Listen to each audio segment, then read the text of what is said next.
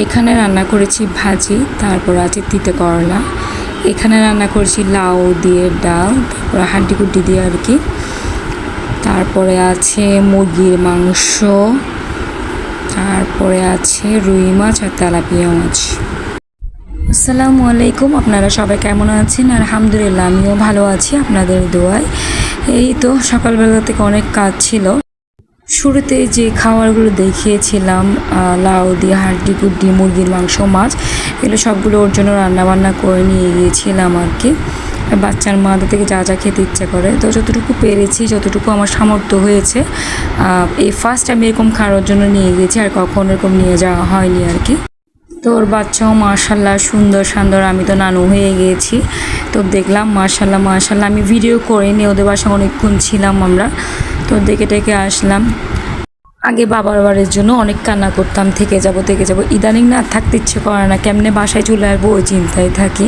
তো ভিডিও অনেক জমা হয়ে গেছে, সব একসাথে ভিডিও।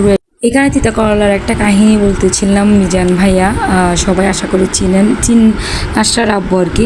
তিতা করলা দিয়ে ভাত খেতে খেতে অনেক কাহিনী আপনাদের সাথে এখানে শেয়ার করতেছিলাম। তিতা করলা আমার পছন্দ ছিল না, আমার ভাইয়া মিজান ভাইয়া একবার এই তিতা করলার জন্য আমাদেরকে ভাতের মধ্যেই মেরেছিল খাওয়ার জন্য জাস্ট।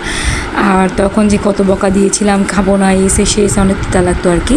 আর এখন সেই তিতা করলা আমি রান্না করে আমি খাই, আমার বাচ্চাও খাই, ইয়াসির ছাড়া আর কি, নিহানা আমি খাই।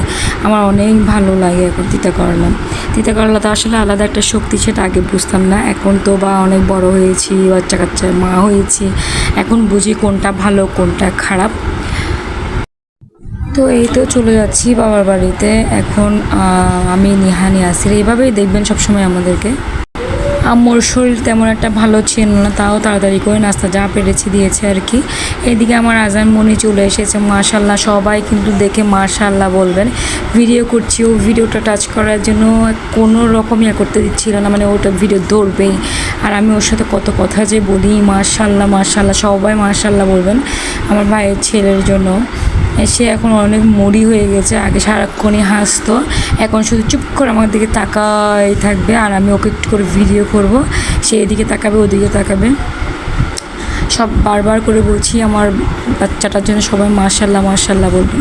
ঘুম থেকে উঠে দেখছি সকালবেলা এত বৃষ্টি, কি আর বলবো, আমার বৃষ্টি অনেক পছন্দ, কিন্তু বৃষ্টিতে আমি ভিজতে পারি না, একটাই সমস্যা। এটা হচ্ছে দুপুরের ভিডিও, মুরগির মাংস দিয়ে ডাল দিয়ে নিহানিয়াসিকে খাওয়াই দিচ্ছিলাম। আর এখানে আমার আজান বাবাও আছে। সবাই ভালো থাকবেন, সুস্থ থাকবেন।